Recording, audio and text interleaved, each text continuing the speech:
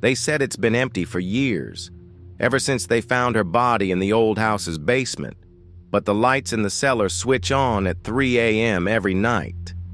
Eddie wasn't the believer type, but when he inherited the place, he thought he'd fix it up. Instead, the night terrors began. He first heard it at 2:59 a.m., a faint whisper from below, "Get out!" He froze mid-step, toolbox in hand. By 3 a.m. exactly, the basement light flicked on. No switch needed. Eddie treaded carefully. Only darkness stared back. Then, "I saw you. I know you're here." The voice was soft, childlike, familiar. His heart hammered in his chest. He ran, but in the morning, walked across the threshold again. Because today he had to know who or what is waiting below. The next morning, Eddie couldn't shake the sound of that whisper. It wasn't a dream. It felt too real, too close. So he drove into town, straight to the old library archives. The house's address was easy enough to find, but the records that came with it were horrifying. 20 years ago, a family had lived there. The mother, the father, and their 9-year-old daughter, Emily. One night, the father came home drunk. Neighbors reported screaming, shouts, crashes. By morning, the father was gone. The mother was unconscious. And Emily was found in the basement, lifeless, her tiny body locked inside a trunk. No one ever saw the father again. The case remained unsolved. But the townspeople swore if you stood near the house past midnight, you could hear Emily's voice, calling out, crying, begging to be let out. Eddie shut the file, his stomach twisting. He muttered to himself, "It can't be real. It's just old ghost stories." But deep down, he knew. Last night, it wasn't a dream. The whisper, it was Emily, and she wanted something. That night, Eddie sat in his car parked outside the house. The street was silent. The porch light flickered like it hadn't been touched in years. His hands gripped the steering wheel, knuckles white. Every part of him screamed to just leave, but something heavier pulled him back. The whisper, the little girl's voice. It was like it had hooked itself inside his head. Finally, with a deep breath, Eddie stepped out. The door creaked open as he entered the house. Dust floated in the air, and the air itself felt heavy, damp, wrong. The basement door loomed at the end of the hallway. It was slightly ajar, like it had been waiting for him. "Hello? Emily?" Eddie whispered, his voice cracking. The basement answered with silence, and then, faintly, a giggle. Eddie's blood ran cold. He grabbed his phone, turning on the flashlight, and crept down the steps. The old wood groaned under his weight. The smell grew stronger, rotting wood, mold, and something metallic. Halfway down, the whisper came again. "Let me out." Eddie froze. The sound wasn't coming from the air. It was coming from the corner, and there it was, a trunk. Old, rusted, heavy. Its lid shut tight but shaking ever so slightly, like something or someone was inside. His chest tightened. The giggle returned, louder this time, and then the whisper turned into a scream. "Let me out!" Eddie's hand hovered over the trunk. Every instinct screamed at him to run, but the voice, that childlike voice, kept echoing in his head.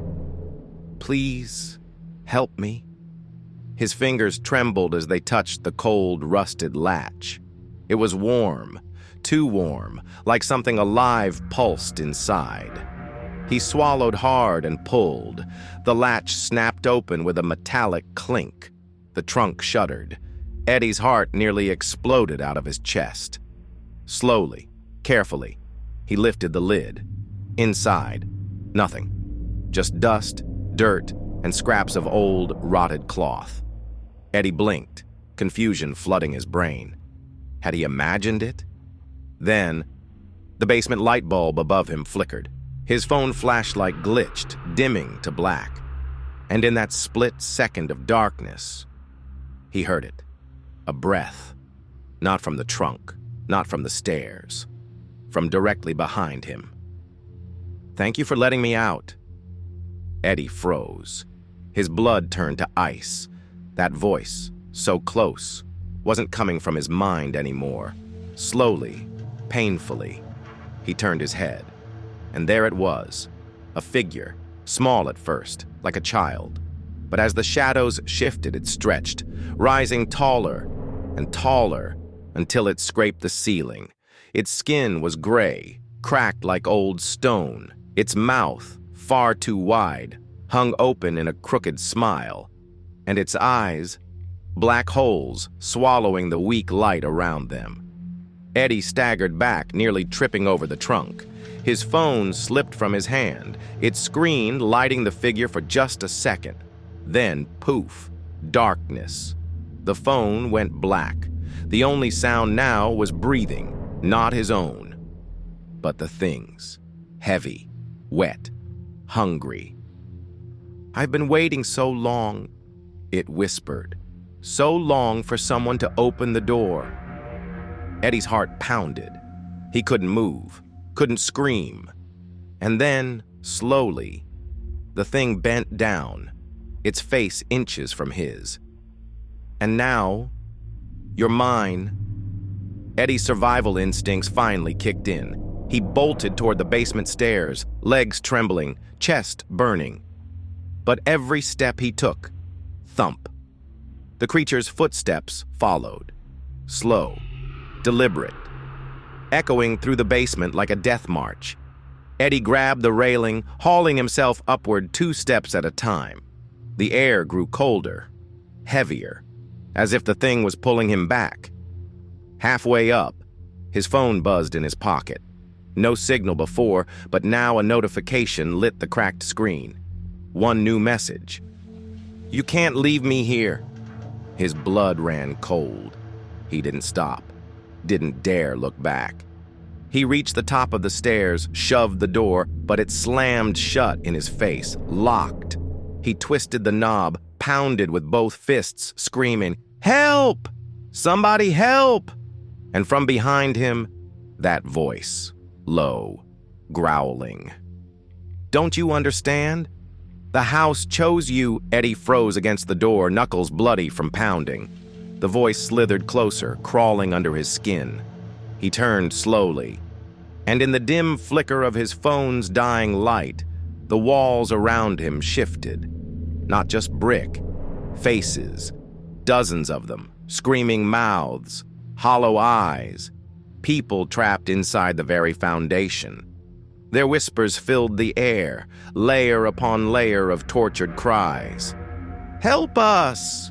Don't leave! Stay with us!" Eddie's stomach churned. He stumbled back, pressing himself against the door, shaking his head. "No, this can't be real."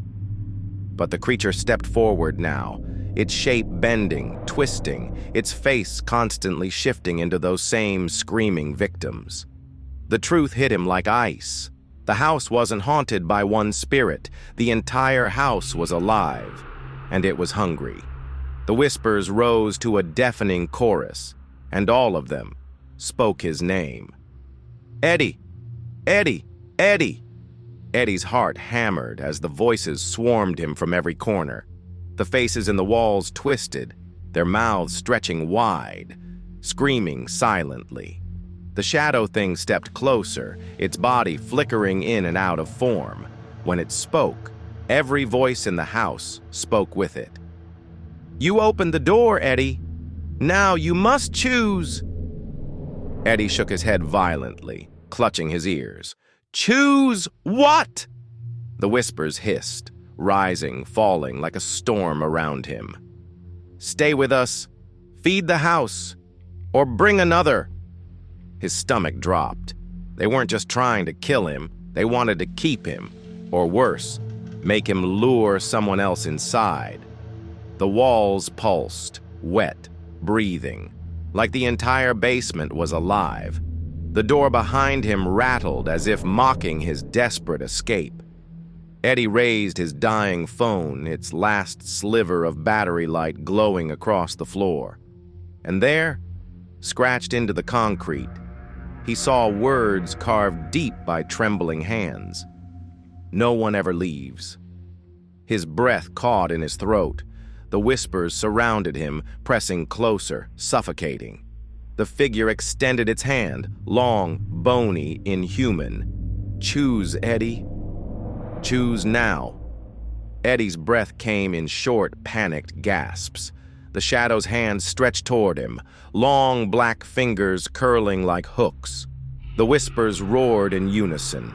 Choose! Choose! Eddie screamed, slamming himself against the door, twisting the knob until his hands bled. But it wouldn't move. The house wouldn't let him out. His phone buzzed one last time before the screen died. A message appeared, burned across the display as if carved in fire. You were always meant for us. The walls shook violently. Dust rained down. From the cracks in the basement, pale hands began to reach out, dozens of them, clawing at his ankles, dragging him down. No! No! Eddie's voice broke as the shadow loomed closer, grinning in the dark. The last thing he saw before the light left his eyes were the carvings on the wall glowing faintly, dozens of names scratched deep into the stone. And then, beneath them all, a fresh one burning itself into existence. EDDIE. The whispers fell silent. The house was still again, until the front door creaked open. Footsteps echoed above. Another visitor, drawn inside,